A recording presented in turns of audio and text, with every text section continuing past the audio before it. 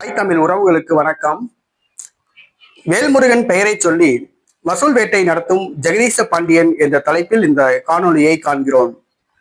வேல்முருகன் பெயரை சொல்லி வசூல் வேட்டை நடத்தும் ஜெகதீச பாண்டியன். ஜெகதீச பாண்டியன் நாம் தமிழர் கட்சியில் மாநில ஒருங்கிணைப்பாளராக இருந்தார். நடைபெற்று முடிந்த பாராளுமன்ற தேர்தலில் கூட அவர் கள்ளக்குறிச்சி தொகுதியில் போட்டியிட்டு தோல்வி அடைந்தார். அவர் நாம் தமிழர் கட்சியிலிருந்து விலகினார். பின்பு பல்வேறு அமைப்புகளில் பயணித்துவிட்டு கடைசியாக தமிழக வாழ்வுரிமை கட்சியில் இணைந்துள்ளார். தற்பொழுது வேல்முருகன் பெயரை சொல்லி ஜெகதீச பாண்டியன் வசூல் வேட்டை நடத்துவதாக கூறப்படுகிறது. முறைகேடாக வசூல் வேட்டை நடத்துவதாக கூறப்படுகிறது. தமிழக வாழ்வுரிமை கட்சியினர் வட மாவட்டங்களில் இந்த வேலைகளில் ஈடுபடுவதாக சொல்கிறார்கள். தற்பொழுது ஜெகதீச பாண்டியனும் இந்த பணியில் ஈடுபட்டுள்ளார்.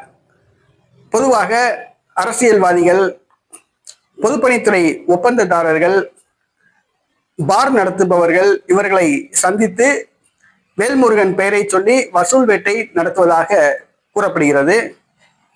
தமிழ் தேசிய பாதையில் பயணிப்பவர்கள் இந்த மாதிரி செயல்களில் ஈடுபடக்கூடாது, வசூல் வேட்டையில் ஈடுபடக்கூடாது. இது வேல்முருகனுக்கு தான் அசிங்கம்.